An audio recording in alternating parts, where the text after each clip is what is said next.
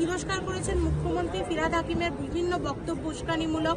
তিনি যে বলেছেন যে একসময় আমাদের দেশে আমরাই প্রধান হব, এই ধরনের বক্তব্যে তিরস্কার মুখ্যমন্ত্রী। তিনি বলেছেন কোনো রকম ধর্মের ভিত্তিতে, জাতপাতের ভিত্তিতে কোনো রাজনীতি করা যাবে না। দেখুন, মুখ্যমন্ত্রী এটা হচ্ছে কেমোফ্ল্যাজ, এটাকে আল তাকিয়া বলে ইসলামের ভাষায়, অর্থাৎ কিছুদিনের জন্য মানুষকে বোকা বানানোর বুদ্ধি। মুখ্যমন্ত্রীও চাইছেন যে এই যে ভোট ব্যাংক অর্থাৎ সোকল সংখ্যালঘু, আমি মনে করি না এই মুহূর্তে পশ্চিমবঙ্গে মুসলিমরা সংখ্যালঘু, তারা দ্বিতীয় সংখ্যাগরিষ্ঠ, তাদের সেইভাবে বর্ণনা করা উচিত। বুদ্ধিস্ট, খ্রিশ্চান এরা হচ্ছে আসল সংখ্যালঘু মানুষ, এবং মাননীয় মুখ্যমন্ত্রী চাইছেন যে এই ভোট ব্যাংকটা বাড়ুক, এবং সেই জন্য তিনি যখন সীমান্তে কাঁটাতারের কথা উঠছে, যখন ল্যান্ড পোর্টের জন্য অর্থাৎ বিএসএফ এর পোস্টের জন্য জমি চাওয়া হচ্ছে কেন্দ্রের হোম মিনিস্ট্রির তরফ থেকে, মুখ্যমন্ত্রী দিচ্ছেন না। যদি তার সদিচ্ছা থাকতো তাহলে তিনি দিতেন। মাননীয় মুখ্যমন্ত্রী চান যে পশ্চিমবঙ্গটাকে বাংলাদেশ বানাতে, কিন্তু যতক্ষণ ভারতীয় জনতা পার্টি আছে আমরা লড়াই করে যাব, করতে দেব না।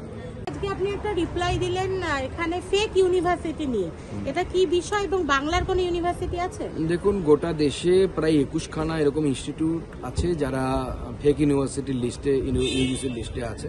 আমরা প্রতি বছর অর্থাৎ ইউজিসির তরফ থেকে আমরা লিস্ট জারি করে জানিয়ে দিই যে কোন কোন ফেক ইউনিভার্সিটি বা ফেক ইনস্টিটিউশন আছে। এই মুহূর্তে বাংলার দুটো ইনস্টিটিউট আছে যারা অল্টারনেটিভ মেডিসিন নিয়ে ডিগ্রি দেয়, সেই ডিগ্রিগুলো মোটেও ভ্যালিড নয়, এবং সেই লিস্ট আমরা সময় সাথে সাথে প্রতি বছর একাধিকবার আমরা স্টেট গভর্নমেন্টকে জানাই।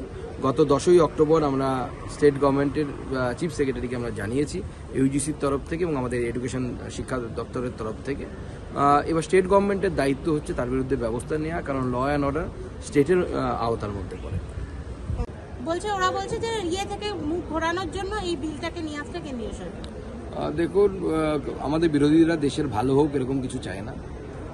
তাদের ইস্যুগুলোকেও যদি আমি ধরে নিই যে খুব ইম্পর্টেন্ট, কিন্তু এর মধ্যে এক নেশন এক দেশ অর্থাৎ এক দেশ এক vote, one nation one vote, এর মধ্যে দেশের অর্থনীতির বিষয়ই টিকে আছে। আপনার এক একবার ভোটে কত হাজার কোটি টাকা কেন্দ্র সরকারের খরচ হয়, কত দিন ধরে স্কুল বন্ধ থাকে, টিচাররা কতদিন ভোট নিয়ে ব্যস্ত থাকে। আমি নিজে শিক্ষকতা করার সময় কলেজে এবং স্কুলে ভোট করাতে গেছি, এবং কোন দুর্গম স্থানে টিচারদের যেতে হয়, ফলে তারা মানে শুধু ভোটের দিনগুলো নয় অন্যান্য দিনগুলো তাদের পড়াশোনা হ্যাম্পার হয়, স্কুলে পড়াশোনা হ্যাম্পার হয়। কিন্তু আমাদের বিরোধীরা, বিশেষ করে তৃণমূল কংগ্রেসের মাননীয় মুখ্যমন্ত্রী, তিনি ডিএ দিতে পারছেন না, তিনি ছুটি দিতে ব্যস্ত। ছুটি দাও এবং সরকারে থাকো, এই পলিসি নিয়ে তারা চলছে, সেই জন্য তারা এরকম করছে। আজকে বিজয় দিবস পালন করা হয়েছিল। আজকের দিনে ভারতীয় মুক্তি সেনা বাংলাদেশকে স্বাধীন করেছিল। আজকেও বিজয় দিবস, ফোর্ট উইলিয়ামে ভারতীয় সেনার সাথে বাংলাদেশি সেনারা একসাথে এই বিজয় দিবস উদযাপন করছেন।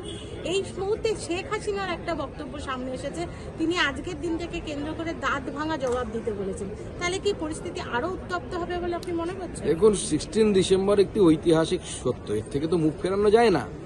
ভারতবর্ষের কি অবদান ছিল এবং তৎকালীন প্রধানমন্ত্রী ইন্দিরা গান্ধী কি ধরনের রোল প্লে করেছিলেন, আজকে যদি বাংলাদেশ সেটা ভুলে যায়, ভারতবর্ষ কি কাজ করেছিল সেই সময় সেটা যদি বাংলাদেশ ভুলে যায়, সেটা অত্যন্ত দুঃখের আমার মনে হয়।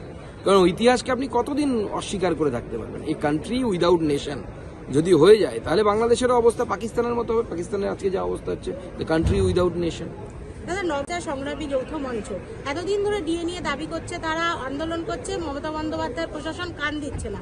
এবার নবান্নের সামনে ধর্নায় বসতেছে আদালতের সংগ্রামী যৌথ মঞ্চ। দেখুন, আপনারা জানেন যে এই রাজ্য সরকার এই ধরনের কোনো অ্যাক্টিভিটিসে পারমিশন দেয় না, এবং বিরোধীদের শুধু পারমিশন দেয় না। এটা যদি অভিষেক বন্দ্যোপাধ্যায়ের কোনো ধর্না হতো, তাহলে 144 হোক বা 288 হোক, যে ধারায় থাকুক না কেন, সব ধারাতে দিয়ে দিত পারমিশন। তো সংগ্রামী যৌথ মঞ্চকে যদি ধর্ণা করতে হয়, তাদেরকে কোর্টে যেতে হবে, এবং গণতান্ত্রিক অধিকার আছে তাদের কোর্টে গিয়ে তার জন্য আবেদন করার। দাদা, বিধাগিরি সমরেশ চক্রবর্তী 50 লক্ষ টাকা তোলা না দেওয়ার জন্য এক প্রমোটারকে আগ্নেয়াস্ত্র দিয়ে মেরে মাথা ভেঙে দিয়েছে। দেখুন, এ তো দু একটা হয়তো সামনে এসছে বলে আপনাদের এখন মনে হচ্ছে, কিন্তু এটা তৃণমূল কংগ্রেসের ট্র্যাডিশন। তৃণমূল কংগ্রেস এইভাবেই চলে, তোলাবাজির উপরেই চলে। কোনো কাউন্সিলরের নাম তো স্কোয়ার ফিট হয়ে গেছিল, কারণ স্কোয়ার ফিটে তারা টাকা নেয়। বেশিরভাগ কাউন্সিলর তৃণমূল কংগ্রেসের, তারা টাকা তোলে এবং এইভাবেই তাদের চলে, এবং চোরেদের পার্টি তো স্বাভাবিক চুরি করেই চলবে।